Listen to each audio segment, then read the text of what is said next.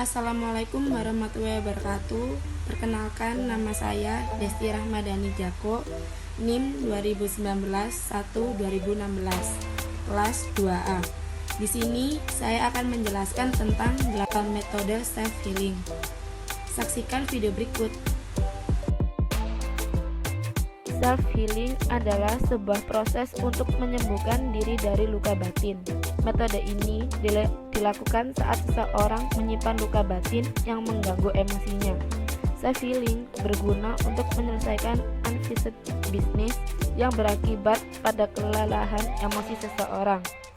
Sebagian besar orang pernah mengalami kelelahan emosional dalam berbagai bentuk, seperti sedih karena kepergian orang tua, cemas terhadap masa depan, gagal meraih sesuatu, mengalami peristiwa yang tidak diinginkan, marah pada kesalahan diri sendiri, dan sebagainya. Untuk yang belum selesai dengan masalah emosinya sendiri, beberapa cara di bawah ini semoga bisa membantu menyembuhkan diri sendiri dari dalam. 1. Me time. Masalah yang belum selesai pada sebagian orang umumnya berkaitan dengan kehadiran orang lain.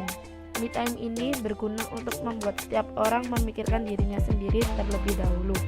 Bagaimanapun orang lain memperlakukannya, diri kita masih bisa memilih untuk bahagia. 2. Berdialog dengan diri sendiri. Bicaralah pada diri sendiri tentang apa yang sebenarnya diinginkan. Jujur pada diri sendiri lebih baik ketimbang melampiaskan segala perasaan buruk kita pada sesuatu. Satu-satunya orang yang mampu berbicara dengan lubuk hati terdalam adalah diri sendiri.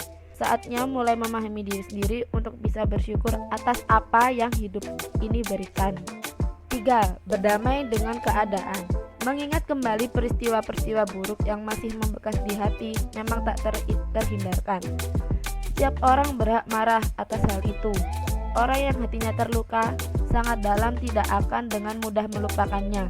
Namun, apakah dengan menyalahkan keadaan atas semua peristiwa buruk itu bisa dibenarkan? Apakah dengan mengutuk keadaan bisa membuat batin kita tenang? Tidak, alangkah lebih bijaknya kita jika mencoba berdamai dengan keadaan, menerima setiap keadaan yang menimpa kita ini sebagai guru kehidupan yang menempa pribadi kita lebih baik lagi.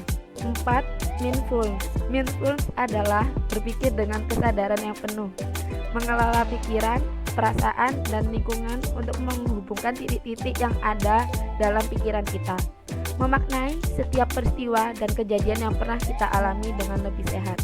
Mindfulness dapat meningkatkan self-compassion dan kebermaknaan hidup. 5. Meningkatkan self-compassion.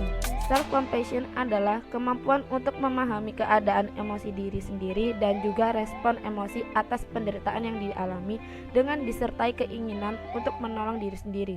Melalui self-compassion, seseorang dapat memahami dirinya sendiri. 6. Jadikan penyesalan sebagai kekuatan. Sebagian orang pernah mengalami hal yang memalukan dalam hidupnya. Sebagian lain juga pernah berbuat kesalahan yang sudah disesalinya. Namun, tidak sedikit pula mereka yang menyesal tak ada habisnya, hingga menimbulkan perasaan yang tidak nyaman, gelisah, cemas, dan terus memikirkan hal tersebut membuat hati seseorang lelah. Oleh karena itu, jadikanlah sebuah penyesalan terberat sekalipun di dalam hidup kita ini sebagai pelajaran. Boleh sesekali mengingat kejadian itu, tapi gunakanlah sudut pandang yang berbeda. Bicaralah pada diri sendiri bahwa melakukan kesalahan itu wajar. Yang perlu dilakukan hanyalah belajar untuk tidak mengulanginya. 7. Tempatkan masa lalu pada tempatnya. Setiap orang punya kisah masa lalunya masing-masing. Tidak sedikit mereka memiliki masa lalu yang kelam, hingga membuat masa kininya tidak tenang. Namun, kita tidak bisa mengubah peristiwa yang telah terjadi. Sebagai manusia, yang bisa dilakukan hanyalah mengubah respon kita terhadap masa lalu itu. Untuk itu, jadikanlah masa lalu sebagai guru yang mendewasakan. Terakhir, 8. Menulis ekspresif. Menulis punya kekuatan untuk menyembuhkan diri kita dari dalam. Arti dari menulis ekspresif adalah menulis untuk mengutarakan segala perasaan yang dialami. Tidak perlu memperhatikan aturan seperti tanda baca, ejaan, dan sebagainya. Intinya, menulis ekspresif adalah sebuah upaya untuk mengungkapkan segala emosi yang dirasakan saat stres datang. Dengan menuliskan segala Kekesalan itu dapat membantu kita untuk melihat masalah dari sudut pandang yang lain.